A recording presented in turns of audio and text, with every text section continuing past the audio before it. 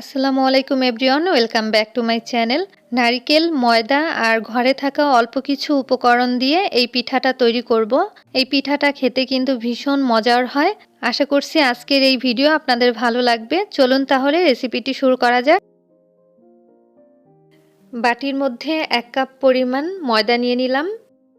দিয়ে দিচ্ছি 1.5 টেবিল চামচ পরিমাণ গুঁড়া দুধ, 1/3 কাপ পরিমাণ নারকেল কুড়ানো,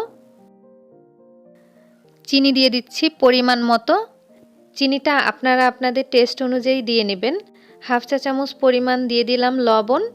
এবার এই সব কিছু আমি ময়দার সাথে ভালোভাবে মেখে নিচ্ছি। ময়দার পরিবর্তে আপনারা চাইলে কিন্তু আটা দিয়েও বানাতে পারবেন।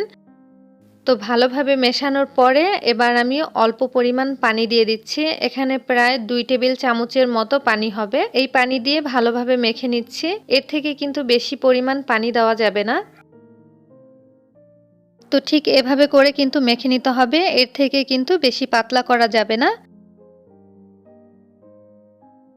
তো মেখে নেওয়া হয়ে গেছে। আর এখান থেকে অল্প একটু নিয়ে এরকম ছোট ছোট সাইজ করে আমি পিঠাগুলো বানিয়ে নিব। পিঠাগুলো ভাজার জন্য একটা প্যানে পরিমাণ মতো তেল গরম করে নিয়েছি। এবার একটা একটা করে দিয়ে দিচ্ছি। আমি একটু ছোট ছোট সাইজ করেই দিয়ে দিলাম। চুলার আঁচটা মিডিয়ামে রেখে এই পিঠাগুলো ভেজে নিতে হবে।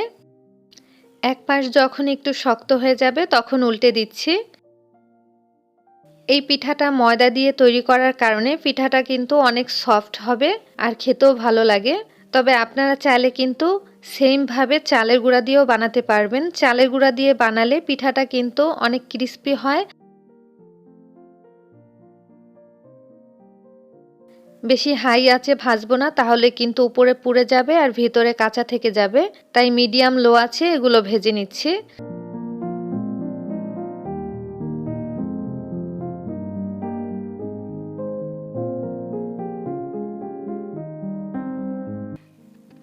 দেখুন এখন কিন্তু পিঠাটার কালার অনেকটা চেঞ্জ হয়ে গেছে। এর থেকে কিন্তু বেশি ভাজা যাবে না, তাহলে কিন্তু পুড়ে যেতে পারে। এবার আমি তেল ঝরিয়ে তুলে নিচ্ছি।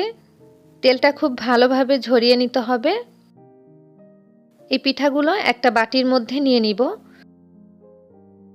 সবগুলো পিঠা ভেজে নেওয়া হয়ে গেছে। নারকেলের তৈরি এই পিঠাটা খেতে কিন্তু ভীষণ মজার হয় আর অল্প উপকরণেই কিন্তু বানিয়ে নেওয়া যায়। আশা করছি আজকের এই পিঠার রেসিপি আপনাদের কাছে ভালো লেগেছে। ভালো লাগলে অবশ্যই বাসায় ট্রাই করবেন আর কেমন হলো আমাকে কমেন্ট করে জানাতে ভুলবেন না।